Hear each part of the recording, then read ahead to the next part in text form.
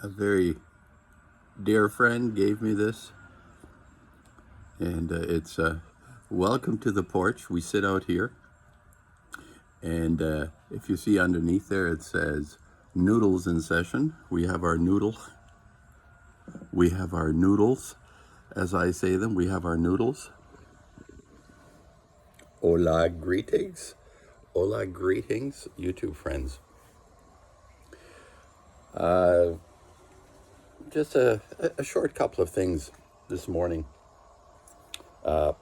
Having my coffee, and I put dandelion root. I grind up dandelion root, and I put the medicinal mushrooms, whether cordyceps, lion's tail, or lion's mane, turkey tail, shaga, cordyceps, in with it. So I think it works. I think it's a good idea. It's like to put the stuff in the coffee because I like the coffee. I put a little oat milk in with it, so it tastes good. Plus, I'm getting the daily medicinal mushroom and the dandelion root. Apparently, it's quite good. A bit of a response, an ongoing kind of noodle that I have in my brain in the last while. And it's a little bit of a response to Mickoski's. Mickoski posted I think he's on Locals. I think Rumble's Locals.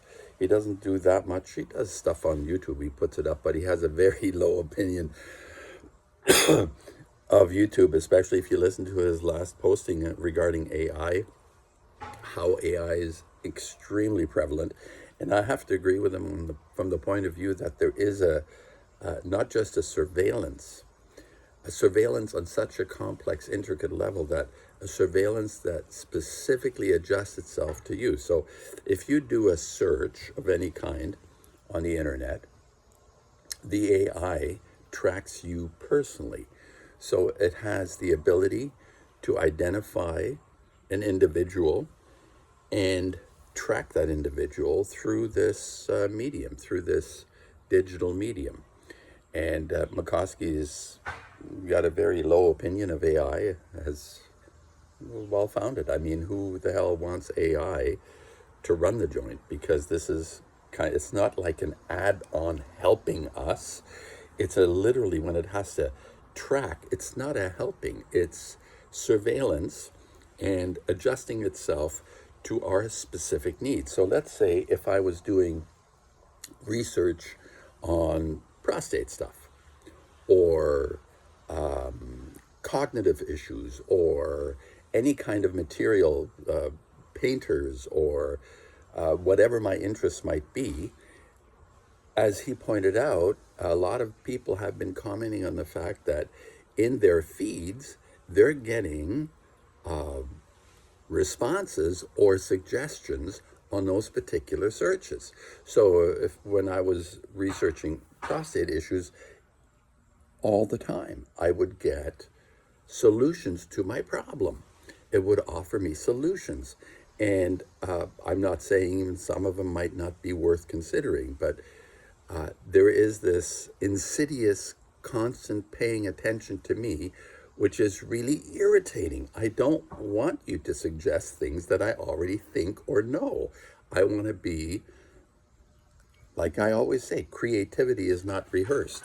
And AI is a gigantic rehearsal based on facts and data that has been input. As Mickoski says, every human thought has been cataloged.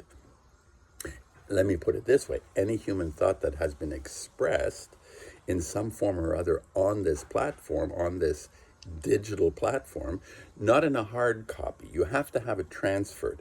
Anything that exists off this platform is not available to the AI. So if I make a painting and I haven't digitalized it, the AI doesn't know it.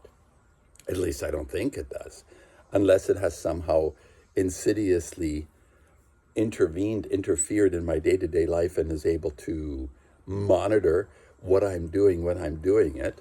If I'm making a painting, that there is a surveillance aspect through my phone, through my computer, through the camera, whatever, that it's keeping track and watching. watching me how I make a painting. My secrets revealed. The AI knows my secrets. I mentioned to you that most artists have their, I'll call them tricks. They're not tricks, but have their way of making something that is unique and specific to them. And quite frankly, my opinion about this is that the originality that exists in a creative sense is not what you're saying, but how you're saying it or how you're making it. So my thoughts. He posted how AI is taking over. Now, this is in relation to the idea of learning, and a thing that he said, and I'm going to interpret some of it. He said that this reality is being recreated through a reset, and it's a simulation, and it draws us in, and it makes us feel like we're part of something magnificent after this continuous experience of a shit show. How this, and again, we just have to refer to 2020 to 2020, whatever, for the absolute shit show. The system that we are a part of revealed itself in living color. It was like in living color. It was brilliant. It was magnificent. I so appreciate the fact they did this shit show, because whatever doubt there might have been in my mind or anyone else's mind about how this is being so manipulated and controlled, and successfully controlled, I must say, there is no doubt left in my mind. And anyone else who has still a few gray cells to put shit together, how this was completely orchestrated, a fake emergency all over the world, with I don't know how many percentages of the people that were exposed to the information went hook, line, and sinker. Like how many? Was it 9 out of 10 people that were exposed to it? I'm not talking about people living in a mud hut in the middle of nowhere, in Africa or wherever. No, I'm talking about the people, generally speaking, in a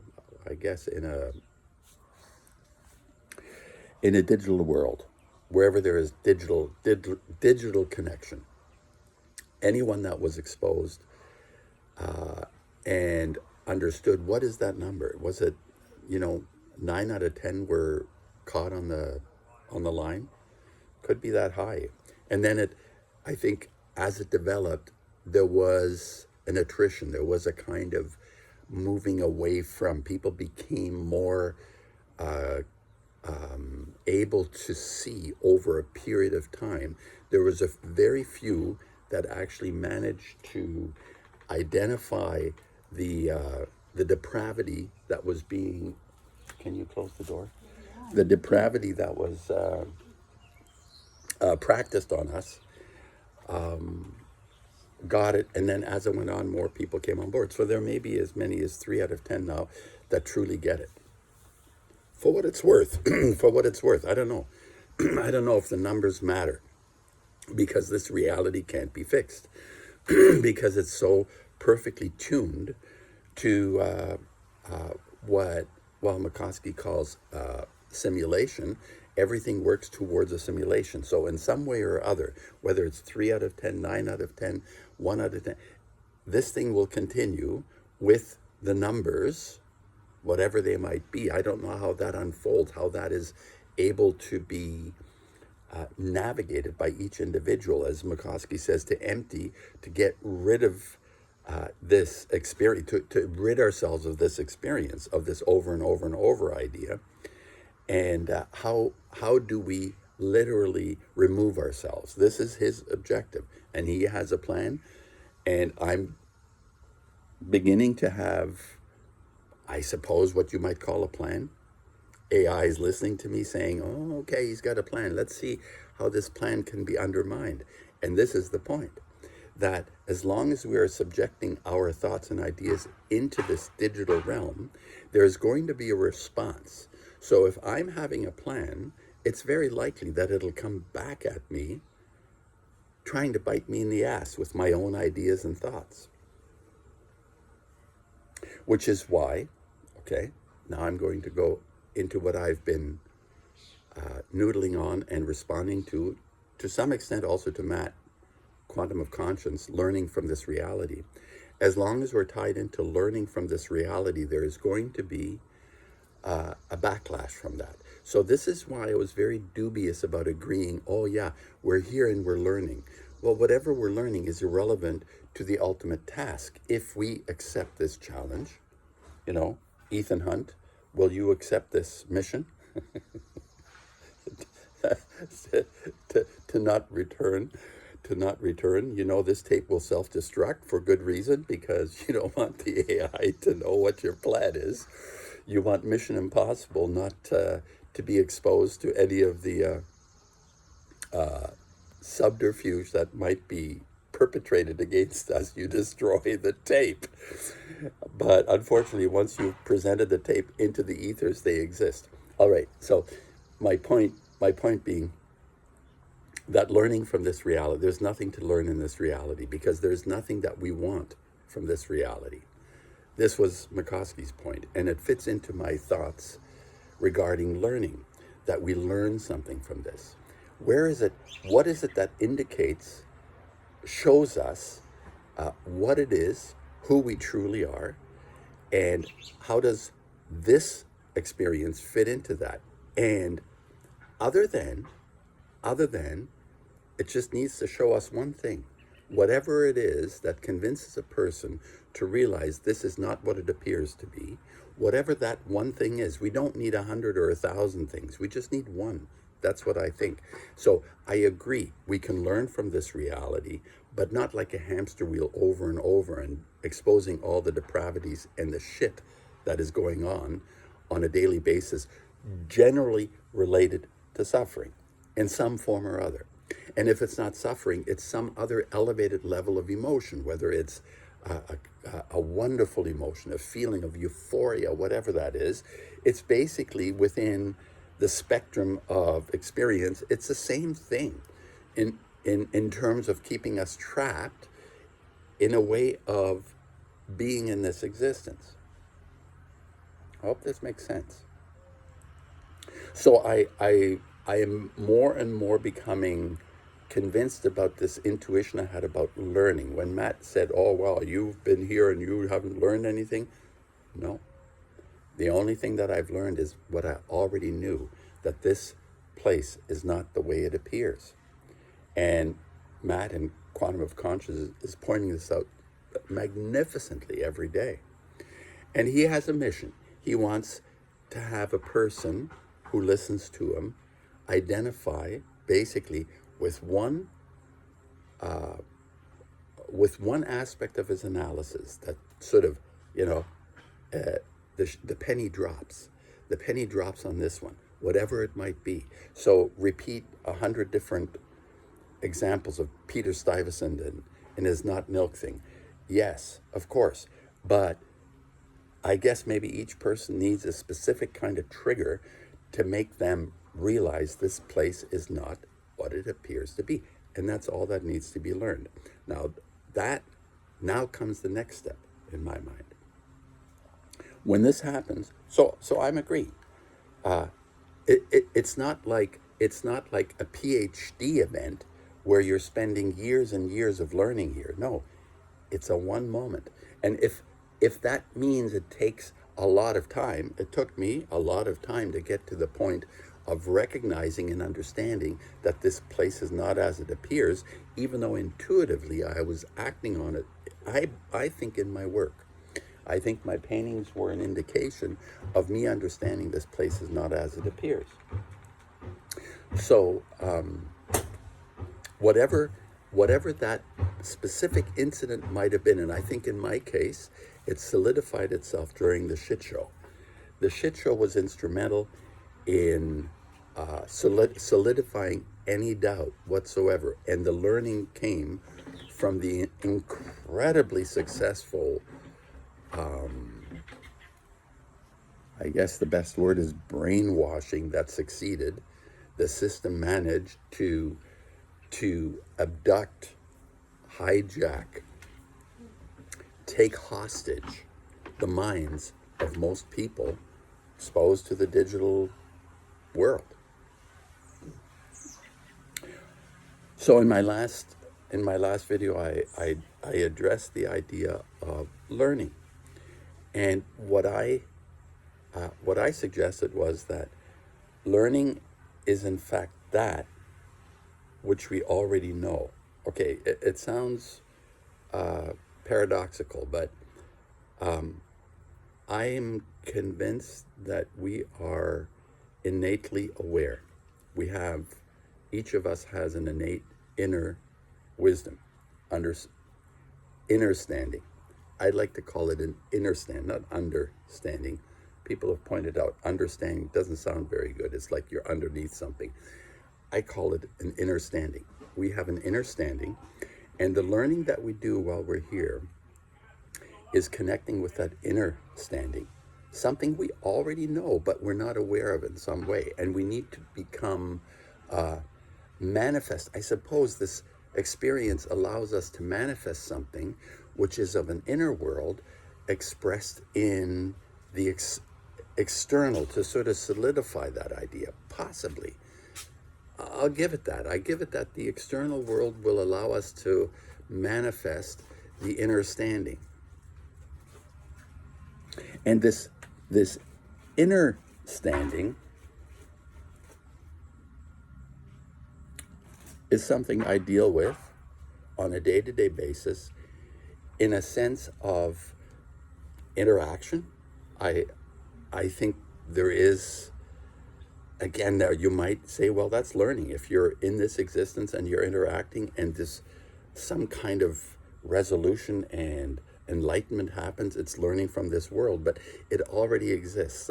That's what I'm saying. It's not because I understand how jets can fly and the amount of fuel that supposedly goes in is ridiculously high. It's insane.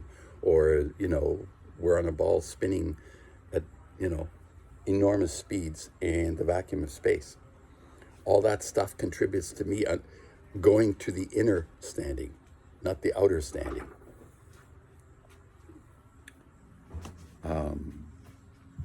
Yeah, maybe that clarifies it. And I liked his warning of AI, how it's completely infiltrated every aspect of our life to the point where if you're searching for something, it gears itself towards your interest. Whatever it is that you would like to know, it tells you, here's what I have found for you. It's brilliant. Isn't it fabulous?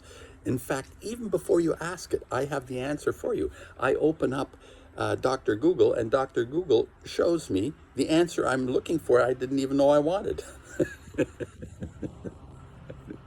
The fucking thing is so obvious. It is so obvious. It's like a no-brainer. So go with the inner standing rather than anything external. There's nothing this world has to offer us of any value. The principal value comes from the inner standing. The kingdom of heaven is within. Brilliant quote. And as a last note, in terms of, how things may manifest in this experience, I had again another curious dream, and it was a kind of, it was an invasion dream. We were being invaded, and this was a peculiar invasion.